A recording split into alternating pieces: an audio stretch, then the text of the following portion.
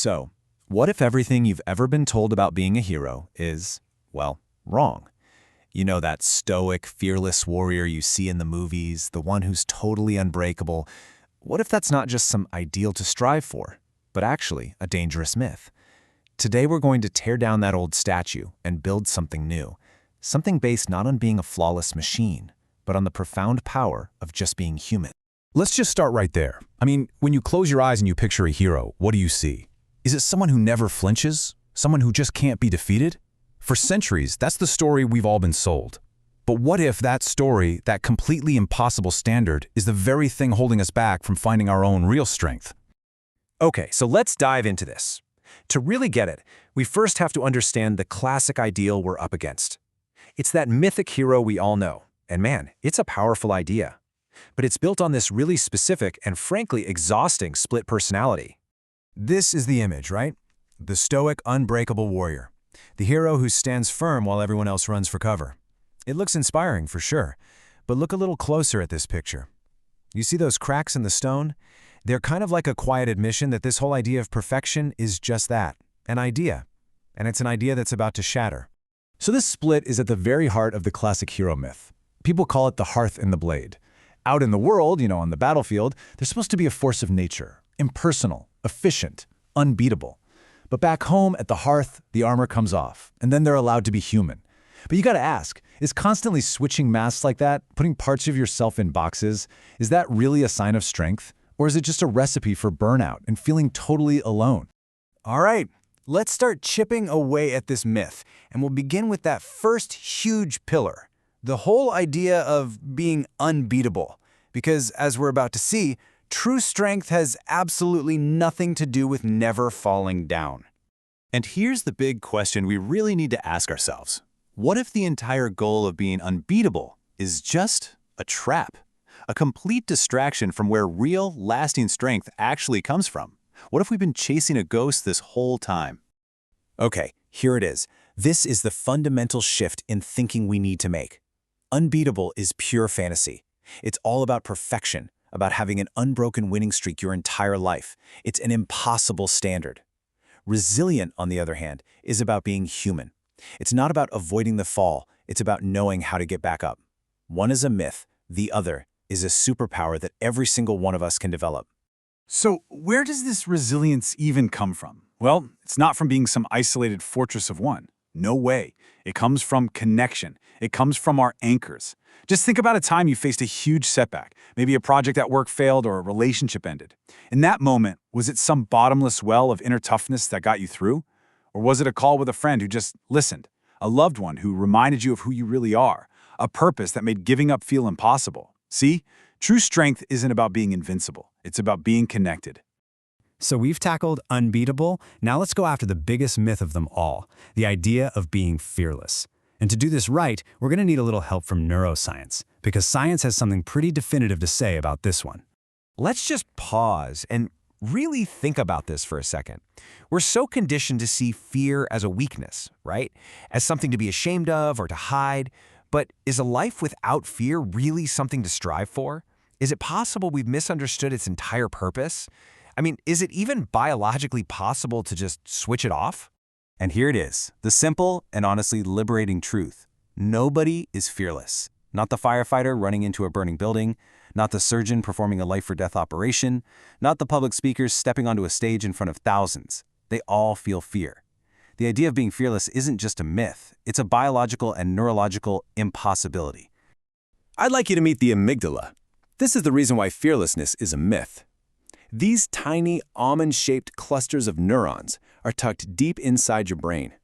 They're part of your limbic system, that ancient emotional part of your brain.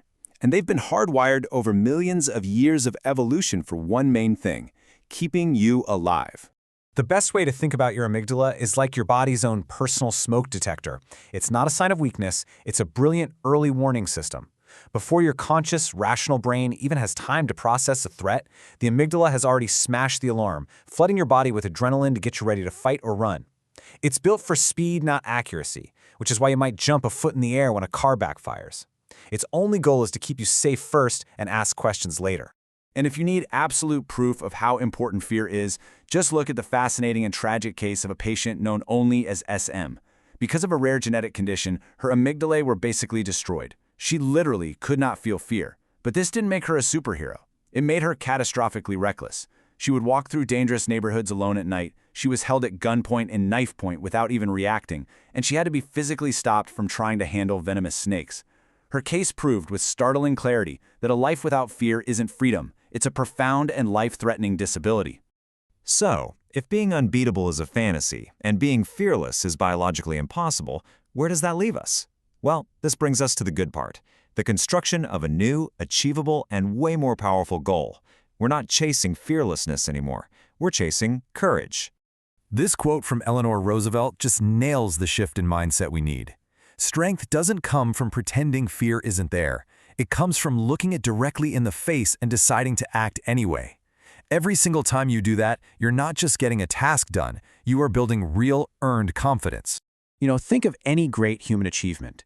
Climbing a mountain, starting a business, falling in love. None of those things happen because the person felt zero fear. They happened because the person felt the fear of falling, of failing, of heartbreak, and decided their goal was more important. Peak performance isn't about the absence of fear. It's about navigating the presence of it. Let's be crystal clear on this definition, because it changes everything. Courage is not the absence of fear. Courage is feeling that pit in your stomach, your heart racing, that little voice in your head screaming turn back, and making the conscious choice to take the next step anyway. It's a decision, it's an action. And most importantly, it's a skill. It's a muscle that you can actually build. So how do we build this courage muscle? By adopting what we can call a fearless mindset. And notice, it's not fearless, it's fearless. The goal is to carry less of the unnecessary fear.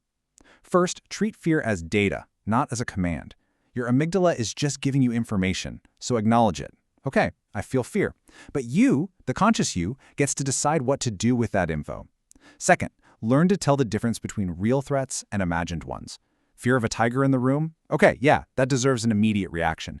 But fear of being judged during a presentation, that's a whole different category, and it doesn't deserve that same fight or flight response. And third, learn to see fear as a compass.